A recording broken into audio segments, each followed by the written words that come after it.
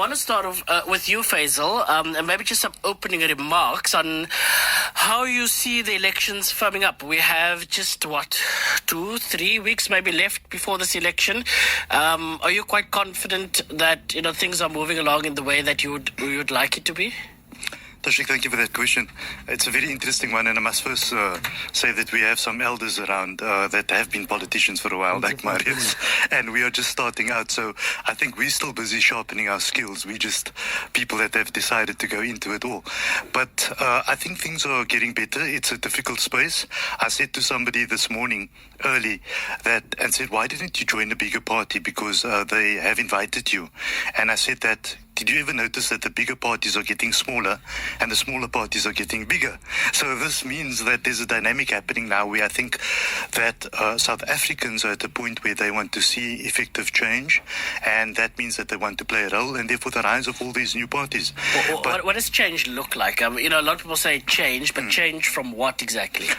I sum it up in one thing, Tashrik. I sum it up in the fact that if I look at how equal has society become? Are we finding that the rich is getting richer and the poor is getting poorer? And that is definitely the case. And for me, that means that change has to come. The dynamics in the background is ensuring the divide is bigger, and more people are under the breadline than they ever were. And I think that change needs to come. So it's about that as a premise, but below that, solutions are needed. Just throw very quickly to you, Faizal. Of course, Faizal said from the Allied Movement for Change, the movement or the party believes in the deployment of the army with all law enforcement operations to confront gangsters, drug dealers, and human traffickers where needed. How will this change the dynamic on the ground? Tashik, thank you for the question. Firstly, we must understand that I think that when we discuss crime, we need to look at the systemic root causes of crime first. I think we need to look at prevention first. We have a situation where people are responsive and responding to crime, but we need to look at the holistic causative roots of crime. Firstly, we see at the moment that jobs are an issue, taverns and shebeens are open all the time, the borders are porous at the moment, illegal foreigners are coming in doing what they want to do, the socio-economic situation of the country is bad. So there are obviously high levels of GBV, high unemployment, as I said, and then we end up blaming the police in all of that. So every time there's a crime issue, we point the finger at the police and law enforcement as if they are the ones committing the crime. So we take it out on police. And I think there's a fundamental problem in the way that we as South Africans think about that. So we are saying that more power must be given to law enforcement and crime. If you remember back in the day when we were in school, yes, I understand that there's a constitution in this country that speaks about various things, but we all enjoyed the days we got a little bit of hiding. I'm not saying the police needs to give you hiding, but we had a better society. When I go into the old school I go into today and have a look at that school, I don't know what the school has become because of the current legislation and no order at all. So we need to think about the way we see things. Effectively, we are saying that more power must be given to the army and more power must be given to the police. And this also comes in various forms in terms of empowering them, changing their conditions. We want to look at, just if I can maybe just go a little bit onto the further point there, that we are also talking about incorporating the aspect of safety ambassadors at school that works in conjunction with authorities that identify children that are already problematic in schools so that they can be counseled and brought out of these situations before they grow up to become criminals in the first place. So these are some of the issues that we are looking at. I understand that maybe some people find it to be a hard stance to say deploy the army, but I think desperate measures are calling for desperate times are calling for desperate measures. Faizal said, Allied Movement for Change, do we have a migrant crisis and does it require control? Thank you, Tashik. I think that, yes, we do have a crisis and it does require control. But I think it's one thing sitting and talking about all these things, but are we really understanding the tangible solutions to these things? And I think that must be worked again. Firstly, I think that we need to assess the problem as number one, and I'm not sure if a proper audit on this has been done, but that needs to be looked at.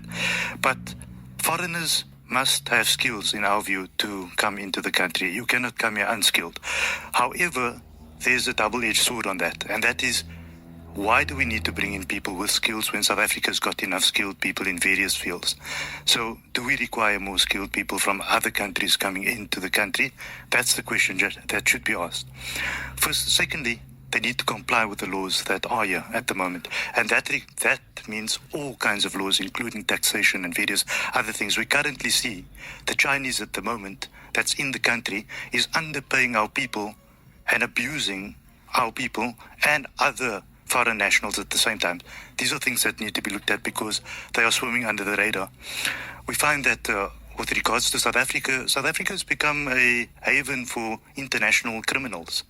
That's another matter that needs to be looked at when we're looking at these things. We have to also understand that with foreign nationals coming in on this level, that there's an impact on the health system and there's an impact on the labor aspect, and that's putting pressure on the country at the same time. And then many of the foreigners are not tax compliant. I just want to go back to the one issue brought up by a former panelist, and that's a very critical issue regarding the fact that we need to tighten the belt with regards to the prevention and control of the sale of land to foreigners, and this in particular to the Zionists that are coming in, that's sitting and moving in all over Camps Bay and Sea Point at the moment and taking over. We need to understand that these are plugging into bigger agendas. So when we want to talk about people coming in from the African part of the country, we need to start applying the same ideology for people coming in from anywhere and everywhere, because those coming in on another level come here with bigger agendas, and those things need to be looked at. Are you saying, and maybe I didn't get this quite clearly, on the issue around control of migrants, are you saying there should be tighter control, and tighter from what that we have currently, and to what, in what way? I think that we need to look at tightening up legislation firstly. That and then governance around that, managing it, auditing it, and understanding what is actually happening at the borders. I think that there's a part of South Africa that is a free-for-all, where people are walking and doing in what they want to. So I think that might be some of the preventative aspects. I also believe that in the end of the day, I don't want to sound I'm trying to find the proper word without using the wrong word. I'm not trying to sound selfish at the same time, but we need to attend to the needs of our people first. And I never thought that I would be saying this, but that's effectively what I'm saying. How that needs to be done, Tashriq, I think that it needs further interrogation to find the mechanisms to do that. But that's the philosophy itself. Faizal Sayed, Allied Movement for Change, you have some, I suppose, legacy in the form of your leader, Manzoor Sheikh Imam, Yes, that has quite a notable presence in Parliament.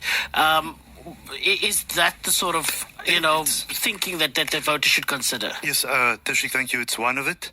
And I think that